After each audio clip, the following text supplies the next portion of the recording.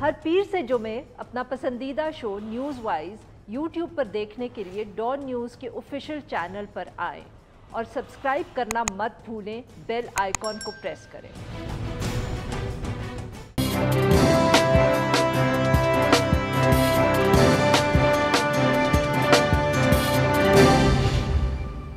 Welcome to news wise, मैं हूं आरिफा नूर। आज प्रोग्राम में सबसे पहले हम बात करेंगे कराची ग्रीन लाइन बस मंसूबे की और उसके ऊपर जो हुकूमत और नवाज लीग के दरमियान इल्ज़ामात जो है वो उनका तबादला जारी है। वज़ीर आज़म इमरान खान साहब ने आज कराची में ग्रीन लाइन बस सर्विस का ट्रायल ऑपरेशन जो हैं उनका इफ्तिताह कर दिया है। वफाकी हुकूमत ने ये ऐलान किया है कि 25 दिसंबर से इस मंसूबे को कमर्शियल बुनियादों पर चलाने का आगाज़ कर दिया जाएगा। अपना जो उन्होंने वहाँ खिताब किया वज़ीर आज़म ने, उसमें उन्होंने कहा कि कराची का जो ट्रांसपोर्ट सिस्टम है इस पर किसी ने तवज्जो दी ही नहीं और ग्रीन लाइन मंसूबा कराची को एक जदीद ट्रांसपोर्ट सिस्टम देने की तरफ एक पहला कदम है। दूसरी तरफ जब से ये ऐलान हुआ पाकिस्तान तहरीक इंसाफ की हुकूमत की तरफ से कि इफ्तिताह होने वाला है, तो हुकूमत भी और दूसरी तरफ पाकिस्तान मुस्लिम लीग नवाज मुसलसल एक दूसरे पर इल्ज़ामात लगा रहे हैं। वफाकी वज़ीर बराए मनसूबा बंदी असद उमर साहब ने भी आज अपने इस इल्ज़ाम को दोहराया कि फरवरी 2016 में इस मंसूबे का संगे बुनियाद तो नवाज लीग ने रखा, मगर अपने बकिया दौरे हुकूमत में उन्होंने इसको ना तो पूरा करने की कोशिश की, ना फाल बनाने की कोशिश की। दूसरी तरफ नवाज लीग की अगर बात करें तो वो ये तंज कर रहे हैं कि उन्होंने 90% काम जो था इस मंसूबे पे वो मुकम्मल कर लिया था इलेक्शन से पहले, और जो बाकी रह गया था वो कुछ महीनों का काम था जिसके ऊपर पाकिस्तान तहरीक इंसाफ की हुकूमत ने 3.5 साल लगा दिए। ग्रीन लाइन मंसूबा जो है ये इसके तहत कराची में सुरजानी से लेके गुरु मंदिर तक 17 किलोमीटर से लंबा ट्रैक जो है वो बिछाया गया है। वफाकी हुकूमत के मुताबिक इस रूट के ऊपर 22 जो बस स्टेशन हैं वो होंगे और 80 बसें जो हैं वो चलेंगी। उन्होंने ये भी कहा है कि हर बस के अंदर 200 से 250 अफराद का सफ़र करने की गुंजाइश होगी। जदीद लिफ्ट्स भी हैं, टिकट्स का ऑटोमेटिक सिस्टम भी है। आमदो रफ्त जो बसेस की हैं उनकी तफसीलात के लिए डिजिटल स्कैनर्स भी नस्ब करने का दावा किया गया है। जो ट्रायल है उसका आगाज़ अब कराची के लिए ये कितना बड़ा कदम होगा और आखिर क्यों ये मंसूबा अब तक इतनी ताख़ीर का शिकार रहा, और जो इल्ज़ामात लग रहे हैं सिर्फ इन दो जमातों की तरफ से नहीं मगर पाकिस्तान पीपल्स पार्टी की तरफ से भी, उसमें क्या कह सकते हैं कि कसूर किसका है या किसका नहीं है। सारे मामले पे गुफ्तगू करने के लिए आज हमारे साथ मौजूद है फ़हीम ज़मान साहब, साबिक एडमिनिस्ट्रेटर कराची हैं, और मोहम्मद तौहीद साहब अर्बन प्लानर हैं, कराची अर्बन लैब से इनका ताल्लुक़ है। Welcome to the show sir. Faheem साहब, तीनों जो जमातें हैं Pakistan Tehreek Insaf, Nawaz league, Pakistan peoples party, वो तीनों एक दूसरे पे इल्ज़ाम लगा रही हैं जो ताख़ीर हुई है। आपके ख़याल में सर इतना जो ये ताख़ीर हुई इस पूरे मंसूबे पे, वो उसकी मेन वजह क्या रही है अब तक? सबसे पहले आपका प्रोग्राम में शामिल करने पे शुक्रिया। देखिए, जहां तक ये तीनों जमातें नाराबाजी कर रहे हैं, जो कर रही हैं, ये तो आज हमारी जो एक सियासी मिजाज है उसका हिस्सा बन गया है। देखिए, वज़ीर आज़म साहब ने फरमाया कि कराची के ट्रांसपोर्ट निज़ाम पे किसी ने तवज्जो नहीं दी। कराची में एक बेहतरीन ट्रांसपोर्ट का निज़ाम हुआ करता था। कराची में बेहतरीन किस्म का सर्कुलर रेलवे ट्रेन चलती थी, कराची में बसेस होती थी, कराची में बस के अंदर यूनिफॉर्म कंडक्टर होता था, लोग बैठ के जाया करते थे। मगर जैसे जैसे आपने वक्त, सर ये कितनी पुरानी बात है, क्योंकि हम तो जब से सहाफत कर रहे हैं यही सुन रहे हैं कि कराची के ट्रांसपोर्ट सिस्टम पे किसी ने तवज्जो नहीं दी। नहीं, वो तो देखिए ना, नाराबाजी है ना। सहाफी माजरत के साथ नाराबाजी पे तवज्जो देते हैं, ज़मीनी हक़ाइक़ पे भी देना चाहिए। देखिए, KTC की लाल बसें होती थी और ये ज्यादा पुरानी बात नहीं है, ये 1990s तक की बात है।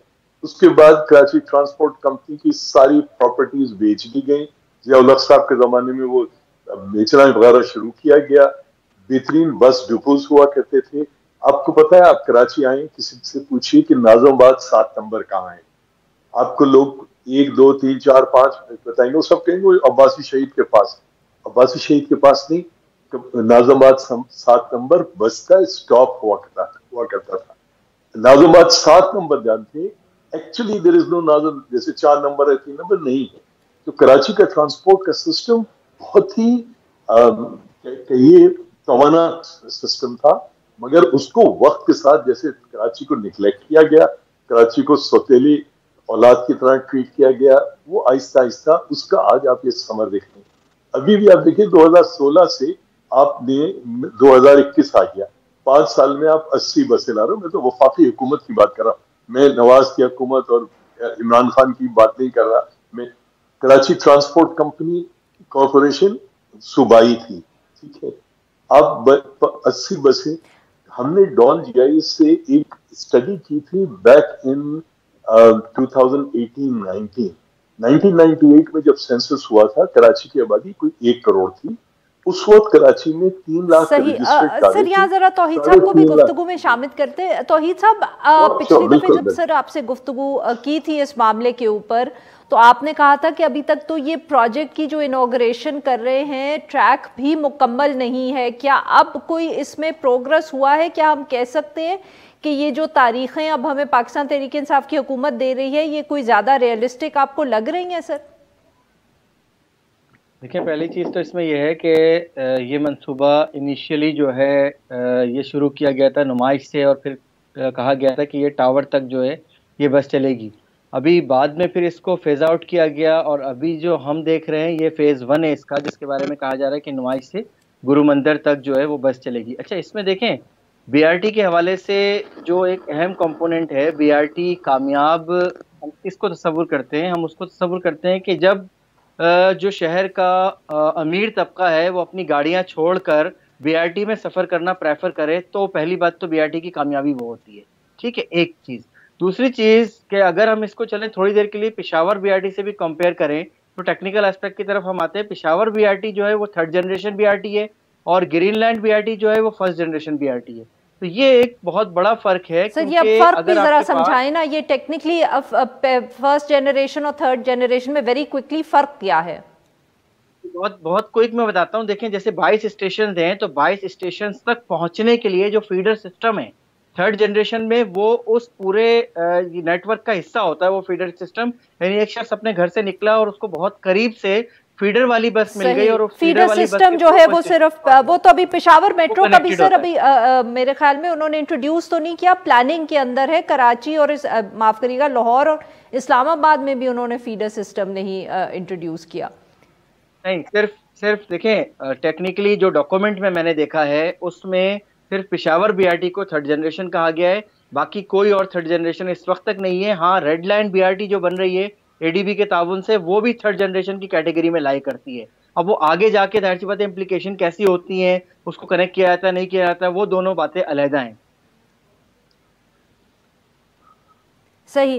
فہیم صاحب آبویسلی یہاں تو جو گرین لائن کے اوپر الزامات لگ رہے ہیں یا کوئی ذمہ داری لے رہا ہے یا نہیں لے رہا ہے، یہ سارا جو وفاقی حکومت ہے ان پولیٹیکل پارٹیز کی بات ہو رہی ہے، پاکستان مسلم لیگ نواز اور پاکستان تحریک انصاف.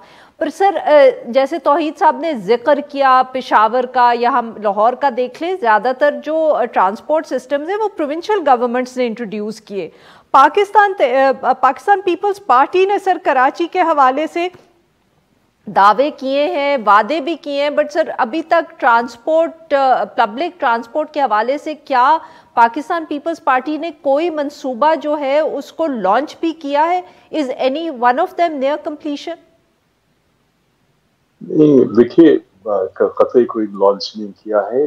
میں اگین وہی کہوں گا کہ کمپلیٹ ڈس جوائنٹڈ، بغیر کچھ سوچے سمجھے. میں تو توحید بات کر رہے ہیں 1st جنریشن 3rd جنریشن کی. میں کہتا ہوں یار بس تو چلا دو بھائی. 22,000 بسیں تھیں کراچی شہر میں 1998 میں، آج وہ 6,000 رہ گئی ہیں. آپ 80 چلا لو، 50 چلا لو، 200 چلا لو، اور یہ 250 سیٹر بس کون سی ہے مجھے نہیں معلوم. کون سی بس ہوگی جس میں 250 پیسنجرز جو ہے اس میں سفر کریں گے. تو میں کہنے کا مطلب میں جو بات کر رہا تھا کہ دیکھیے ایک زمانے میں 3 لاکھ 3.5 لاکھ موٹر سائیکلیں اور کاریں تھیں، آج 41 لاکھ رجسٹرڈ موٹر سائیکلیں، 14 لاکھ سے زیادہ، یہ میں 2019 کی فگرز دے رہا ہوں، کراچی میں رجسٹرڈ کاریں، ان کو آپ نے پبلک ٹرانسپورٹ سے ریپلیس کرنا ہے. میرا گھر میرے دفتر سے ایک سیدھی سڑک ہے، ایگزیکٹلی 10 کلومیٹر کا اسٹریچ ہے. آپ مجھے ماڈرن نہیں، آپ مجھے ایک سیدھی سادی بس دے دیجئے، مجھے اس بات کی ضرورت نہیں ہے کہ میں اپنے ڈرائیور کے ساتھ گاڑی میں اپنے آپ چیختی چلاتی سڑکوں کے اوپر جاؤں. تو ہمارے جو حکمران ہیں نا عارفہ، ان کا مسئلہ یہی ہے کہ یہ صرف پوائنٹ، اس کو کوئی سنجیدگی نہیں ہے، کوئی ایمانداری نہیں ہے. اب میں تھوڑا سا بالکل اگر آپ صحیح سر. اجازت جی دیں ناظرین، یہاں پہ لیں گے ڈائگریس ہم ایک چھوٹا سا بریک، اور بریک سے جب ہم آگے تو اپنے مہمانوں سے گفتگو جاری رکھیں گے. اسٹے ود اس.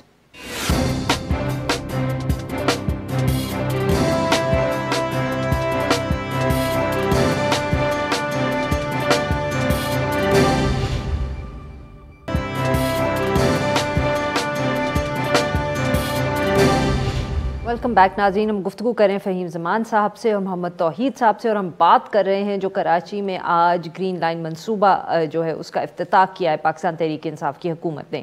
جی توحید صاحب، سر یہ تھوڑا سا جو الزام تراشی ہو رہی ہے پاکستان تحریک انصاف اور پاکستان مسلم لیگ نواز کی حکومت کے درمیان کہ کس نے اس پروجیکٹ کے اوپر زیادہ کام کیا ہے، کچھ آپ روشنی ڈال سکتے ہیں سر کہ یہ کس حد تک کس جماعت کی بات صحیح ہے؟ کیا دونوں کو کریڈٹ ایکولی جاتا ہے یا سچ مچ ایک حکومت نے زیادہ کام کیا ہوا ہے اس پروجیکٹ کے اوپر؟ دیکھیں، اگر دورانیے کے اعتبار سے بات کریں تو دونوں کے پاس ٹائم اسپین جو ہے وہ ایک جیسا ہی آیا تھا، لیکن اصل کریڈٹ تو جب آئے گا کہ جب یہ پروجیکٹ جو ہے آگے سسٹینیبل کس حد تک سسٹینیبل رہتا ہے، سسٹینیبل رہتا بھی ہے یا پھر اس کو جو ہے انڈیا میں احمد آباد میں جو BRT تھی اس کی طرح خدا نخواستہ لپیٹ دیا جاتا ہے. کیونکہ دیکھیں ابھی فہیم صاحب نے خود بتایا کہ جیسے ہم بارہا یہ بات کر چکے ہیں کہ جی ہمیں ایک ایسی مناسب ٹرانسپورٹ کا سسٹم ہو جس میں ایک شخص سہولت سے اپنے گھر سے بیٹھے اور اس کے بعد میں وہ جو ہے جہاں اس کو جانا ہے وہاں تک بہت سہولت سے پہنچ جائے. وہی تقریباً 20-25 دن پہلے میں نے جو ہے وہ ایکسپیریمنٹل بیسس پہ شہر کراچی میں جو بھی اس وقت ٹرانسپورٹ کا نظام ہے ایک منی بس میں سفر کیا، تو تقریباً آدھے گھنٹے کا وہ سفر تھا. شاید میں بیان نہیں کر سکتا کہ کیا عجیب سی کیفیت تھی، کتنے لوگ وہاں پہ تھے، سفوکیشن ایک الگ طرح کی تھی. یعنی کہ مطلب اس وقت جو سچویشن سے گزر رہے ہیں لوگ وہی اس کو سمجھ سکتے ہیں.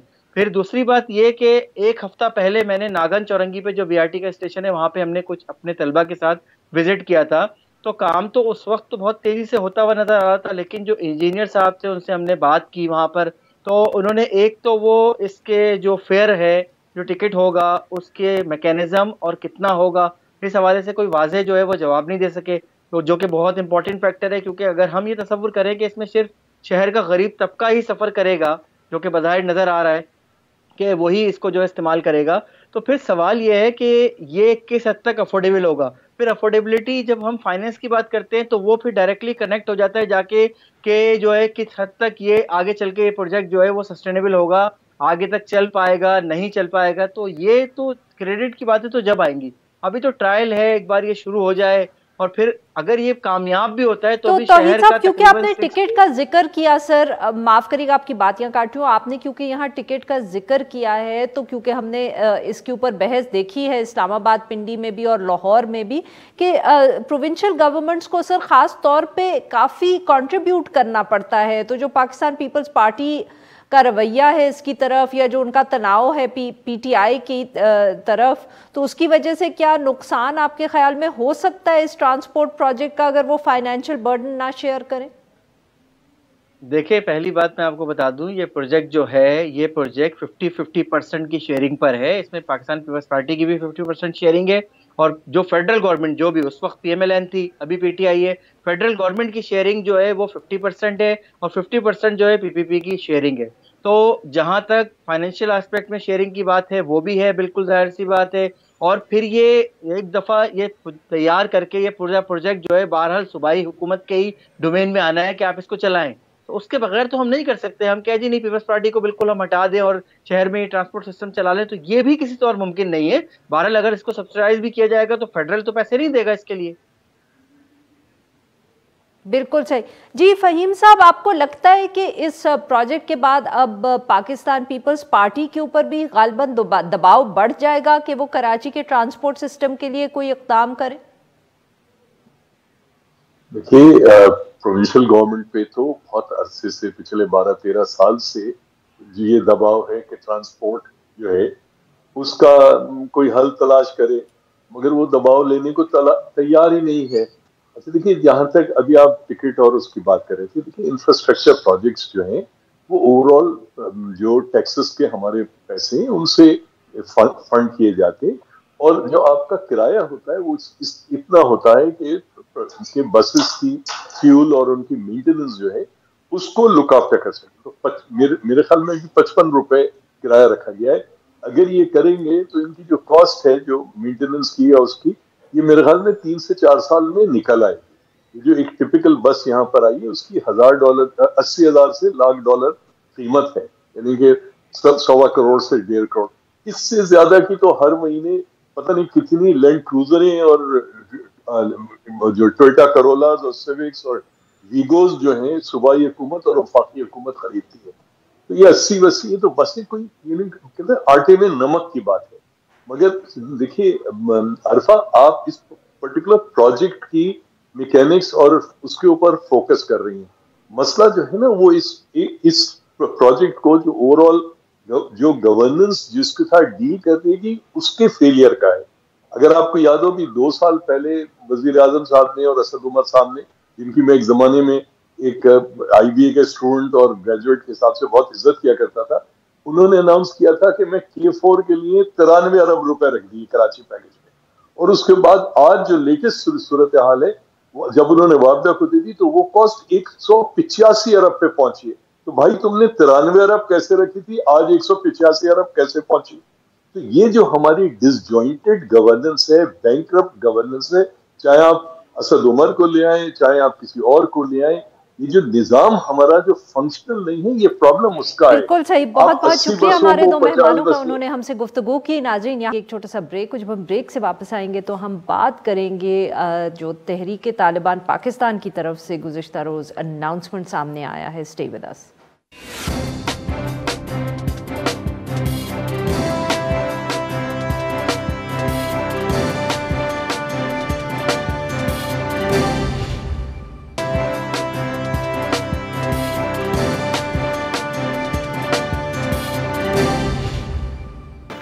Welcome back. प्रोग्राम के इस हिस्से में हम जिक्र करेंगे कलअदम तहरीक तालिबान पाकिस्तान की तरफ से जो एक तरफा तौर पर सीज़ फायर मुआहिदा था पाकिस्तान और TTP के दरमियान, उसको ख़त्म करने का जो ऐलान आया है। मीडिया रिपोर्ट्स के मुताबिक कलअदम TTP ने 25 अक्टूबर को हुकूमत पाकिस्तान के साथ 1 माह का सीज़ फायर मुआहिदा किया था और उसके अंदर फिर मज़ीद तोसी का ऐलान भी किया था। और मगर इस वक्त उन्होंने ये कहा है कि अब सीज़ फायर ख़त्म हो गया, और इसकी वजह जो है वो ये बताई है उन्होंने कि जो हुकूमत पाकिस्तान है उसने मुआहदे की पासदारी नहीं की। मीडिया रिपोर्ट्स के अंदर TTP की तरफ से ये दावा सामने आया है कि पाकिस्तान की तरफ से TTP को ये उम्मीद थी या ख्वाहिश थी कि वो इनके जो 102 गिरफ्तार कारकुन हैं उनकी रिहाई की जाएगी, मामलात के ऊपर मज़ीद पेशरफ्त के लिए एक 5 रुकनी कमेटी बनाई जाएगी।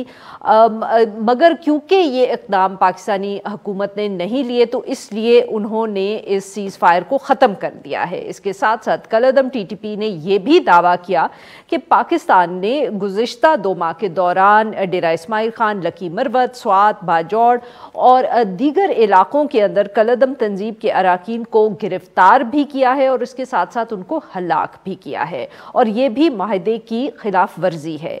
और इन वजूहात पर उन्होंने जो सीज़ फायर था उसको ख़त्म करने का ऐलान किया है। इससे पहले ये बताना भी ज़रूरी है कि TTP के साथ ये जो टॉक्स का इशू था, ये टॉक्स इस तरह शुरू हुई जब अफ़गान तालिब हैं उन्होंने सालसी का किरदार अदा करने का एक एफ़र्ट किया और उसकी वजह से ये सारा प्रोसेस शुरू हुआ था। اور اس حوالے سے افغان حکومت کی طرف سے بھی اعلانات سامنے آئے تھے. سارے معاملے پہ گفتگو کرنے کے لیے آج ہمارے ساتھ موجود ہیں طاہر خان صاحب, سینئر صحافی ہیں, تجزیہ کار ہیں, گہری نظر رکھتے ہیں ان افغان امور پر بھی. ویلکم ٹو دا شو طاہر صاحب. طاہر صاحب, اعلان گزشتہ رات آیا, obviously بہت اس پہ ڈسکشن بھی ہو رہی ہے, بٹ سر آپ کیا سرپرائز تھے؟ آپ ایکسپیکٹ کر رہے تھے اسی طرح کا کوئی اعلان سامنے آئے گا؟ بہت شکریہ آپ کا. جو میں درمیان میں معلومات لیتا رہا تو کوئی پیش رفت نہیں ہو رہی تھی, حالانکہ خبریں آ رہی تھی کافی ساری کہ یہ لوگ بھی رہا ہوئے ہیں, لیکن میں جس سے میں بات کرتا تھا ٹی ٹی پی کے ڈائریکٹ تو نہیں, براہ راست ان کے لوگوں سے, ترجمان کا تو اتنا زیادہ وہ نہیں بولتے, لیکن جو لوگ اس سائٹ پہ یعنی طالبان کے سائٹ پہ باخبر تھے, تو وہاں سے کوئی اچھی خبریں نہیں آ رہی تھی. ان کے لیے قیدیوں کا مسئلہ بہت زیادہ اس وقت, ابھی تو پھر مذاکرات میز پہ تو ابھی مذاکرات شروع ہی نہیں ہوئے نا باضابطہ, بالکل, لیکن ابھی تک تو کانفیڈنس بلڈنگ ہو رہی تھی, اور یہ جو قیدیوں کا مسئلہ ہے یہ حساس ہوتا ہے اس طرح گروپس کے لیے. اور اس کی مثال طالبان نے قائم بھی کی, افغان طالبان نے, کہ 5000 انہوں نے پہلے رہا کروا دیے امریکہ سے کہہ کر کے, اور بعد میں 7000 کا مطالبہ کرتے رہے, لیکن سابق صدر اشرف غنی نے پھر 7000 والا نہیں مانا, بلکہ جو 5, تو لہٰذا قیدیوں کا مسئلہ سب کے لیے ہو.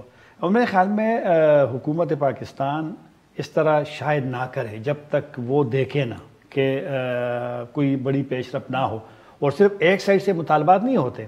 اب یہ ہے, اور بدقسمتی یہ ہے کہ ان کا تو بیان آ گیا اور بڑی تفصیلی ٹی ڈی پی کا, اور وجوہات بھی بیان کر دی, لیکن حکومت پاکستان کا تو نہ کسی سیکیورٹی ادارے کا ابھی تک کوئی چیز آئی ہے, نہ جس طرح بھی آپ نے وزیر اطلاعات کا سنایا, تو وزیر اطلاعات صاحب نے تو یہ بھی کہا تھا کہ ایکسٹینڈ ہوتی رہے گی. تو اب یہ آئے نا بیان دینا کہ وجہ کیا ہے, کیا کچھ چیزیں ایسی تھی جو حکومت پاکستان کے لیے یا سیکیورٹی اسٹیبلشمنٹ کے لیے وہ ماننا ان کے لیے مشکل تھا, لیکن یہ ایک سائڈ سے خبر آ گئی, دوسرے خاموش ہے. طاہر صاحب, بٹ یہی جو بات آپ کر رہے ہیں نا سر, تو یہ تو پہلے دن سے بہت سے جو تجزیہ کار تھے یا جو ایسے ایشوز کو غور سے سیکیورٹی ایشوز کو دیکھتے ہیں, وہ یہی بار بار کہہ رہے تھے کہ یہ ہم جو افغان طالبان اور امریکہ کی ایک صورتحال ہے, یا اس سے موازنہ کرنا تو ہو نہیں سکتا, کہ تو وہ یہی کہہ رہے تھے کہ اتنا مشکل ہوگا, کیونکہ وہ تو کہتے ہیں کہ آپ پرزنرز ریلیز کر دو, یہ کر دو, وہ کر دو, بٹ ٹی ٹی پی بھی تو کچھ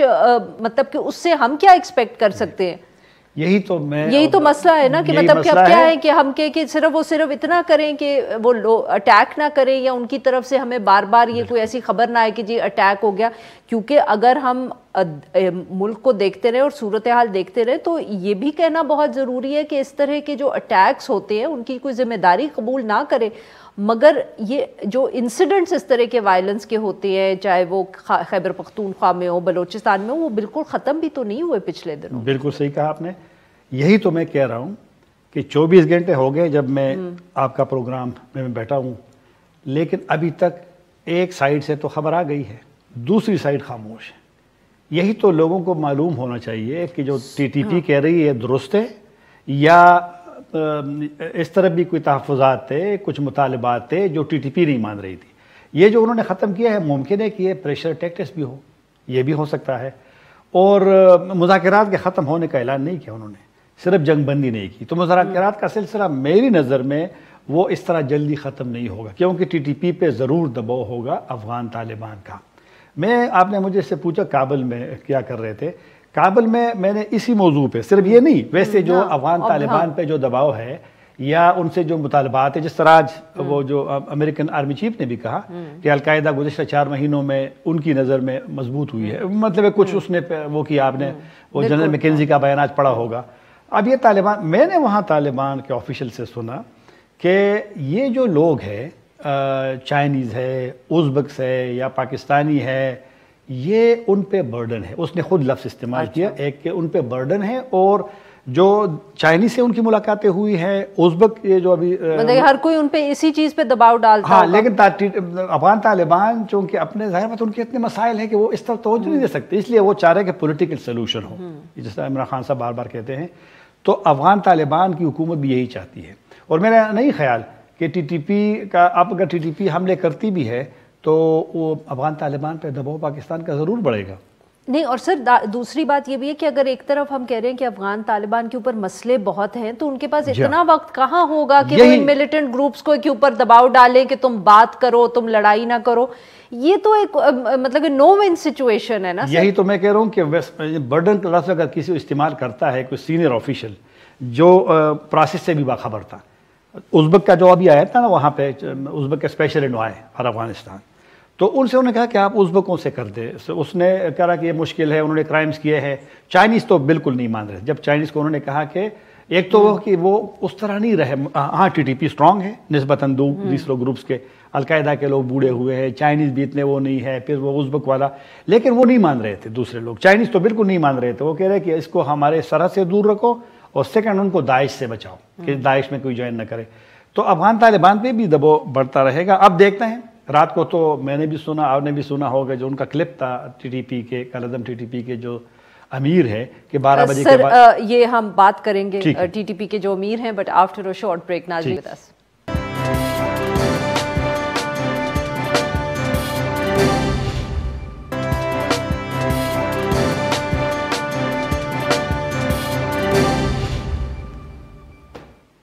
ویلکم بیک. ناظرین ہم گفتگو کریں طاہر خان صاحب سے، اور ہم ان سے گفتگو کر رہے ہیں جو ٹی ٹی پی کی طرف سے سیز فائر کے خاتمے کا ایک اناؤنسمنٹ آیا گزشتہ روز. جی طاہر صاحب، آپ بات کر رہے تھے ٹی ٹی پی کے امیر کی طرف سے جو کوئی بیان آیا ہے. وہ اسی بیان سے پہلے یہ جو انہوں نے باضابطہ ایک بیان جاری کیا اور جس میں کہا کہ جنگ بندی مزید نہیں ہوگی، تو انہوں نے اس سے پہلے ایک کلپ اس کا پشتوں میں نے سنا، اس کو میرے پاس ابھی پڑا ہے. انہوں نے کہا لوگوں سے کہ جی 12 بجے کے بعد جو جہاں ہو وہ اپنا آپریشن یا حملے یا جتنا بھی وہ شروع کر سکے. تو ان کے ذہن میں شاید پہلے سے تھا کہ یہ ایکسٹینڈ نہ ہو. جو بیان ہے اس کے لیے تفصیلی جو بیان آیا ہے جس میں پوری کہانیاں سنائی گئی ہیں، تو اس کا مطلب یہ ہے کہ پہلے سے جو میں کہہ رہا تھا نا کہ کوئی اچھی خبریں نہیں آ رہی تھی، تو شاید کچھ مسائل. اور طاہر صاحب معاف کریے گا آپ کی بات یہاں کاٹ رہی ہوں، کیونکہ شروع میں آپ نے اس کا ذکر کیا، پھر گفتگو آگے چل پڑی. یہ آپ نے کہا کہ وہ جیسے کہ وہ شکایت کر رہے ہیں پرزنرز کے بارے میں. ہماری طرف سے مگر پاکستانی اخباروں میں بھی اطلاعات آئی ہیں، خبریں آئی ہیں کہ لوگوں کو رہا کیا گیا ہے. انہوں نے خود بھی ذکر کیا کہ رہا ہوئے تھے، اسی بیان میں ذکر ہے، لیکن شاید وہ والے لوگ نہیں تھے جو کہ وہ چاہتے ہیں. اور اس کے اوپر بھی خبر آئی ہے کہ ہارڈ کور ملیٹنٹس کے اوپر کوئی مطلب کہ اس کے اوپر نیگوسیشن نہیں ہوگی، ان کو نہیں رہا کیا جائے گا. نیگوسیشن تو دیکھو نا، وہ ایک سٹیج تو آئے گا، مرحلہ تو آئے گا کہ اس پہ بھی ہوگی، کیونکہ میں نے کہا قیدیوں کا معاملہ حساس ہوتا ہے. لیکن قیدی اگر پاکستان رہا کرتا ہے تو ایک پروسیس ہوتا ہے، ایک لیگل پروسیس ہوگا، ایک ایمنسٹی کا ہوگا. پھر کون ہے کس آپ مطالبہ تو کر رہے ہیں کہ فلاں کو رہا کرے، مسلم خان کو کر دے، فلاں کو کر دے، آپ اس کے بدلے میں کیا دے رہے ہیں؟ آیا وہ حکومت پاکستان کے لیے قابل قبول ہے؟ آپ کا جو رپورٹس آ رہی ہے کہ سابق فاٹا کو دوبارہ، وہ تو کیسے ہو سکتا ہے جب آئین پارلیمنٹ اور سارا وہ آئین ترمیم وغیرہ. تو لہٰذا یہ بھی سوچنا پڑے گا ٹی ٹی پی کو کہ کچھ چیزیں پریکٹیکل نہیں ہوتی. افغان طالبان بھی بہت چیزیں چاہتی تھی، لیکن امریکہ نے وہ نہیں کر سکتا تھا، نہ افغان حکومت کر سکتی. تو بہرحال معاملہ حساس ہے، لیکن یہ مذاکرات میرے خیال میں، چونکہ میں نے کہا کہ ختم نہیں ہوئے، انہوں نے ختم کا اعلان نہیں کیا، تو ممکن ہے کہ یہ چیزیں چلتی رہیں گی. اور طاہر صاحب آپ کے خیال میں کتنی اس میں گنجائش ہے یا پاسبلٹی جس کو انگریزی میں کرتے ہیں کہ یہ پاکستان نے فیصلہ صرف اس لیے کیا کیونکہ افغان طالبان کی طرف سے ڈیمانڈ آئے اور ان کو دکھانے کے لیے کہ جی ہم نے تو پوری کوشش کی، ان سے مذاکرات نہیں ہو سکتے؟ دیکھیں نا، وہ لوگ کہتے ہیں نا کہ جنگ ہوتی ہے تو ایک سٹیج، ایک مرحلہ تو آئے گا کہ جب مذاکرات ہوں گے. اور ایک ٹی ٹی پی کا افغانستان میں رہنا پاکستان کے لیے ایک مسئلہ تھا، مسئلہ ہے، اور ممکن ہے کہ کسی حد تک مسئلہ رہے.